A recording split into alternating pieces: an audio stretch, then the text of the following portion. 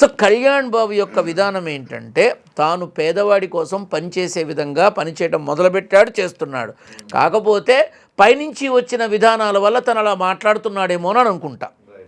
అసలు గడిచిన కొన్నాళ్ళుగా జనసేన పార్టీని ఒక్క కళ్యాణ్ బాబుని తప్ప ఇక ఏ ఎమ్మెల్యేలని కానీ మంత్రులని కానీ చివరికి అట్టడుగున ఉండే కార్యకర్తలను కానీ అసలు లెక్కలోకి తీసుకోవట్లే వీళ్ళు.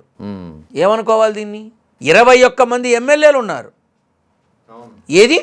ఏది వాళ్ళ గుర్తింపు ఏది? అసలు వాళ్ళని మాట్లాడనిస్తేనేగా.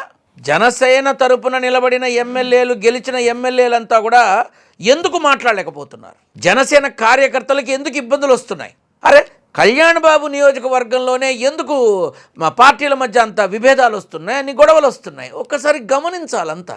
సో ఈ విషయంలో కళ్యాణ్ బాబు ఒకసారేమో ఒకలా మాట్లాడతారు, ఒకసారి ఒకలా మాట్లాడతారు, ఇక్కడంటారు, అక్కడంటారు, అదంటారు, ఇదంటారు అంటే ఓకే ఫైన్.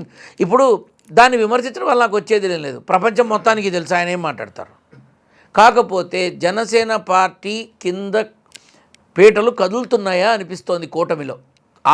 మొన్న ఒక వ్యక్తి నేరుగా చంద్రబాబు నాయుడిని, జనసేన నియోజకవర్గ అధిపతి నేరుగా చంద్రబాబు నాయుడు గారినే దుయ్యబట్టాడు.